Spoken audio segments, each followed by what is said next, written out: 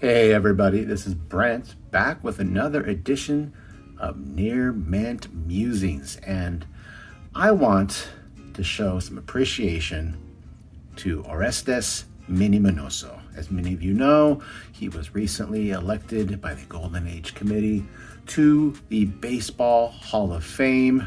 As many of us would agree, long overdue, and while amazing and well-deserved, we all wished it could have happened while he was alive.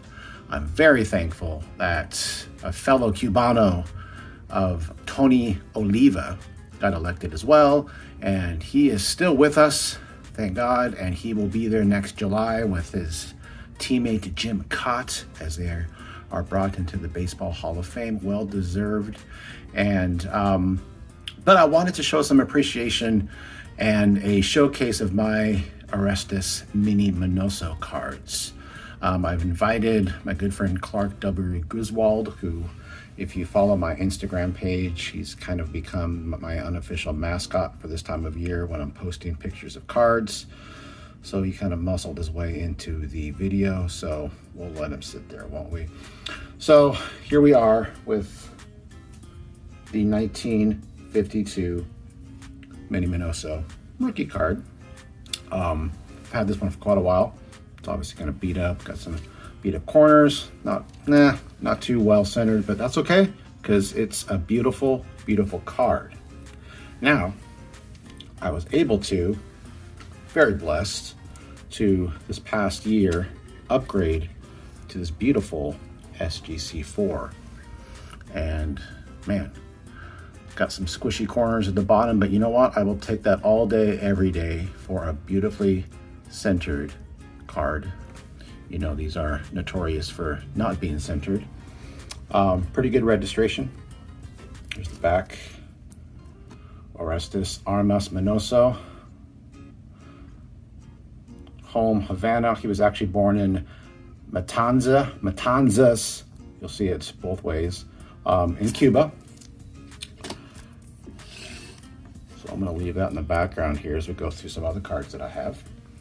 I'm very blessed to have a few, actually. So I'll show this to you today. So we saw the raw version of his 52 Tops. There's his graded.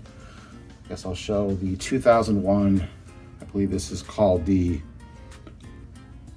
Archived Reserve. This is the refractor version of it. Not too many of these kind of cards for him, but what a great card that is. I have a couple other players of similar cards. I believe I have Tony Oliva, as I mentioned before, fellow Cubano. But that's just really beautiful shine right there. Let that sink in there for a second. Beautiful. And I'm just going to go through these in no particular order. They might be sequential. I'm not sure if they are.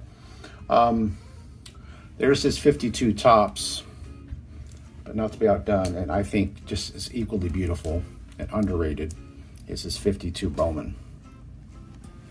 A great pose. This is actually one of the first Minnie Minoso graded cards that I had.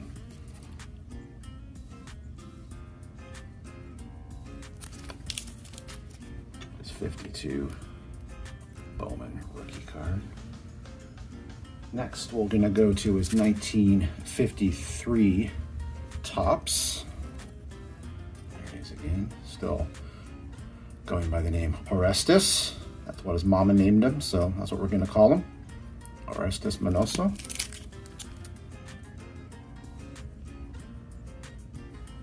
All right. Another beautiful card. I love that White Sox logo. Great logo. We should bring that back. Let's see. Next, we have an underrated and very beautiful set, and one day I would love to get this card graded, and that is the 1954 Red Hearts. And this is one of my favorite cards of his. I love the simplistic design with the diamond shape with his name in it. Again, this is pretty well centered as well. This actually, I got this for a very good price for a good representation of this card, mainly because on the back, you'll see here it's stamped at the top. At one point, John D. McDowell owned this card. He had a little stamp there. It looks like in the shape of a bat. So good job, John. He invested in a nice stamp, and he is forever ingrained into my 54 Red Heart Minnie Minoso card. But these are a fantastic card. Love them. And a great picture of them too. There we go. Next, another, I wouldn't say a well-heralded set, but one that doesn't get enough love. And many of you agree with me. That's the 55 Bowman, the TV set. It's a cool pose of him though. 1955 Bowman, Minnie Minoso, color TV. This just reeks of 50s nostalgia. That's why I love it so much.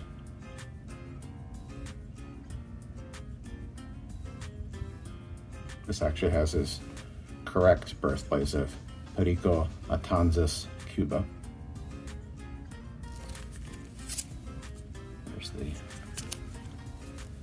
55 Bowman. All right. Next we have his 1956 Tops Grayback. 56 Tops, one of my all-time favorite sets. There's him going hard into second, as he was prone to do.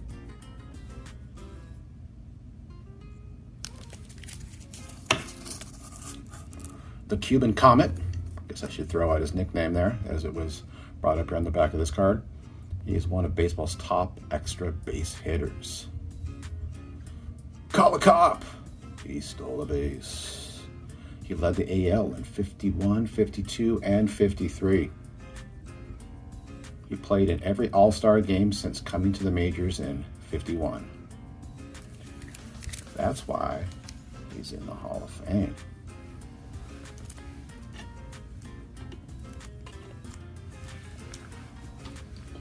All right, next we have another one of my favorite top sets. That's the 57 set, the next year. 1957. A very good 3. That's very good for a very good, in my opinion.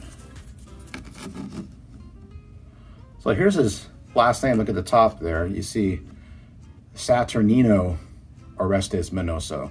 So it's interesting through the years what names they use for him. Obviously with many Latin, Hispanic players, they have multiple names, and probably, you know, would run out of room if they used all of them for many players. So Minnie obviously just came from his last name. That was his nickname, Orestes, but Saturnino is actually his name as well. Fun fact. 57. And one more before we get to some others. 64. I don't have the full set. I just pick them up here and there. But this is his 1964 in a VG3. Number 9. Minnie Minoso.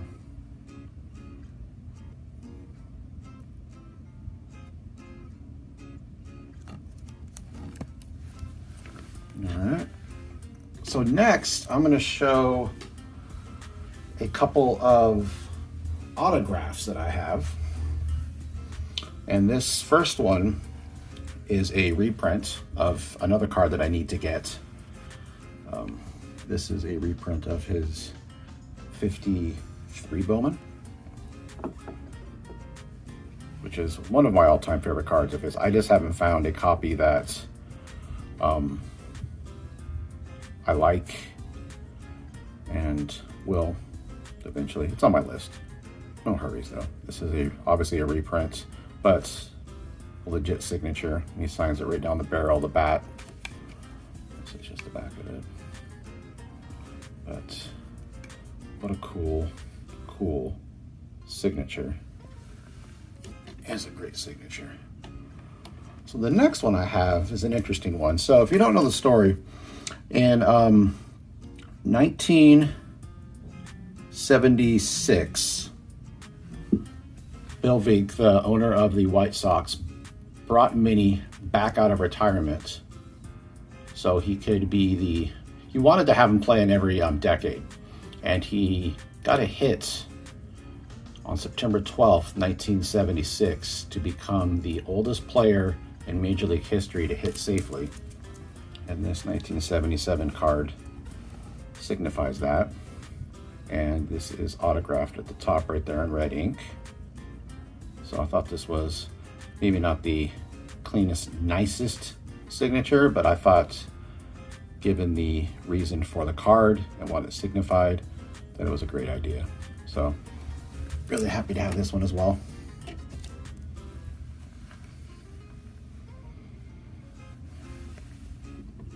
Yes, we know you're there. And then one more cool autograph I have, and shout out to Dustin Abraham, who showed this to me, brought this to my attention, I think earlier this year, might even have been last year, I don't remember. Before Minnie made it to the big leagues, like many Black and Hispanic players, they had to play in the Negro leagues, and he was no exception. He was a legend with the New York Cubans, who was predominantly Black Hispanic players. And this is a cool postcard autographed by him, and he played for the New York Cubans.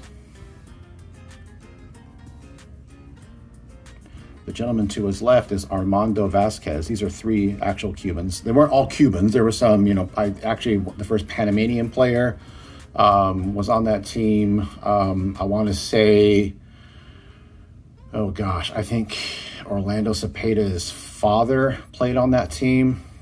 And there was some others. But right here, you see Minnie Minoso's autograph at the bottom. He's the one in the center. You have Armando Vazquez on the left, and the gentleman on the right, Martin Diego, is viewed by some as maybe one of the best players you've never heard of, and quite possibly the best Latin baseball player of all time. Do yourself a favor, his name's right there. I'll actually pull it up. If you haven't looked him up, look him up, Martin Diego. He is insanely good, and he and Minnie both hail from Matanzas, Cuba. Here's the back. It shows a little stats about him. Martin, actually, there's a little write-up by him to go on a little tangent. Considered the most versatile man to ever play baseball. Led league in home runs in 26 and tied for hits in 27. Hit 421 and 370 respectively for those 2 years. As great as he was with the bat, he was known primarily as a pitcher. He's in the Hall of Fame as of 1977. He's also a Hall of Famer in every country he played. I think he holds the record for most countries that he's in their respective Hall of Fames.